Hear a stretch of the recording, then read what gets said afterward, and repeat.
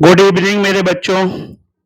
जो लोग इस वर्ष यूपी ट्रिपल एससी पैट 2025 परीक्षा में सम्मिलित हो रहे हैं उनके लिए हम विज्ञान के कुछ महत्वपूर्ण प्रश्न लेकर आए हैं जो उनकी परीक्षा में बहुत ज्यादा महत्वपूर्ण हो सकते हैं। आइए एक एक करके धीरे धीरे उन प्रश्नों को देखते हैं। प्रश्न नंबर पहला है, प्रोटीन के पाचन में सहायक एंजाइम पूछा गया है आपसे कि प्रोटीन के पाचन में सहायक एंजाइम कौन सा है। ऑप्शन ए यूरिएज है, ऑप्शन बी सल्फेटेज है, ऑप्शन सी ट्रिप्सिन है, ऑप्शन डी प्रोटीएस है। तो आपको पता होना चाहिए कि प्रोटीन के पाचन में जो सहायक एंजाइम है वो ट्रिप्सिन है। दूसरा नंबर का क्वेश्चन है, मानव शरीर की सबसे बड़ी हड्डी, मानव शरीर की सबसे बड़ी हड्डी आपसे पूछी गई है, जबकि मानव शरीर की सबसे छोटी हड्डी आपकी स्टेपीज होती है जो आपके कान के अंदर होती है। मानव शरीर की सबसे बड़ी हड्डी आपसे पूछी गई है, ऑप्शन ए है स्टेपीज, आपको पता है सबसे छोटी हड्डी है मानव शरीर की। ऑप्शन बी है आपका फीमर, ऑप्शन सी है आपका बोमर और ऑप्शन डी है आपका इनकस। तो मानव शरीर की सबसे बड़ी हड्डी आपकी फीमर है जो आपके जांग के अंदर उपस्थित रहती है, और जबकि स्टेपीज आपकी मानव शरीर की सबसे छोटी हड्डी है जो आपके कान के अंदर उपस्थित होती है। और क्वेश्चन नंबर थर्ड है आपका, निम्न में से कौन सा विद्युत का अच्छा सुचालक है, यानी कि विद्युत का अच्छा सुचालक पूछा गया है। ऑप्शन ए है आपका एल्यूमिनियम, ऑप्शन बी है आपका तांबा, ऑप्शन सी है आपका चांदी, ऑप्शन डी है आपका सोना। तो ऑप्शन सी आपका सही है, इसमें चांदी, चांदी आपका विद्युत का सबसे अच्छा सुचालक है। चौथे नंबर का क्वेश्चन है कि मोबाइल चार्जर होता है, मोबाइल चार्जर क्या होता है। ऑप्शन नंबर ए है आपका एक इन्वर्टर है, ऑप्शन नंबर बी है आपका एक यूपीएस है, ऑप्शन नंबर सी है आपका एक उच्चाई ट्रांसफार्मर है, ऑप्शन नंबर डी है आपका एक अपचाई ट्रांसफार्मर है। तो मोबाइल चार्जर आपका क्या होता है, एक अपचाई ट्रांसफार्मर होता है। पांचवा नंबर का क्वेश्चन है कि डेसिबल, डेसिबल जो है आपका इकाई का प्रयोग किया जाता है, किसके लिए किया जाता है। ऑप्शन नंबर ए प्रकाश की तीव्रता नापने के लिए, ऑप्शन नंबर बी ध्वनि की तीव्रता नापने के लिए, ऑप्शन नंबर सी है भूकंप का कांतिमान नापने के लिए, ऑप्शन नंबर डी है नन ऑफ दी, जिनमें से कोई नहीं।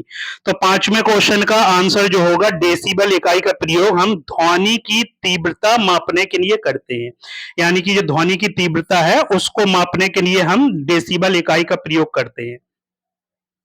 आगे बढ़ते हैं और छठवें नंबर का क्वेश्चन देखते हैं। आपका छठवें नंबर का आपका क्वेश्चन है कि महासागर में डूबी हुई, जो महासागर में डूबी हुई वस्तुएं होती हैं उनकी स्थिति जानने के लिए हम किस यंत्र का प्रयोग करते हैं।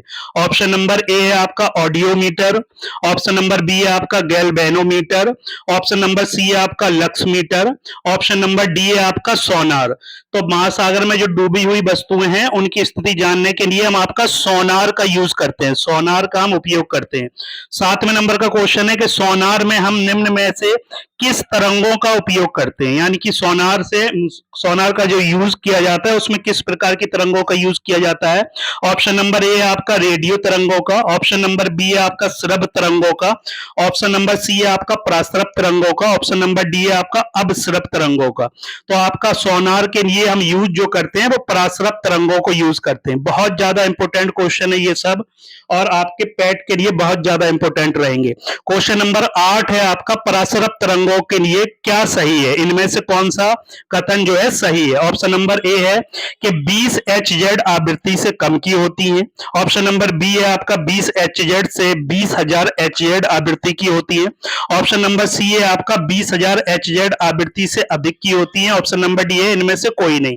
तो पराश्रव्य तरंगे जो है आपका 20,000 HZ आवृत्ति से अधिक की होती है, याद रखना है आपको।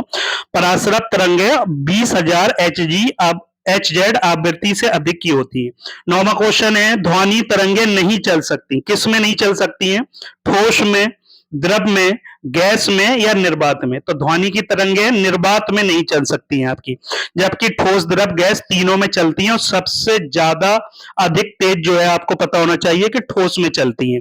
और क्वेश्चन नंबर 10 है आपका, किसी पिंड का भार जो है वो दिया गया आपका ए पृथ्वी तल पर सब जगह समान होता है, ऑप्शन नंबर बी है ध्रुवों पर सर्वाधिक होता है, ऑप्शन नंबर सी है आपका विषुवत रेखा पर अधिक होता है, ऑप्शन नंबर डी है मैदानों की अपेक्षा पहाड़ों पर अधिक होता है। तो किसी पिंड का भार ध्रुवों पर सबसे अधिक होता है। बहुत ज्यादा इंपॉर्टेंट है ये 10 क्वेश्चन, आपको इसमें से हो सकता है कि मे बी कोई एक क्वेश्चन या दो क्वेश्चन आपको जो है आपकी पेट परीक्षा में देखने के लिए मिल जाए।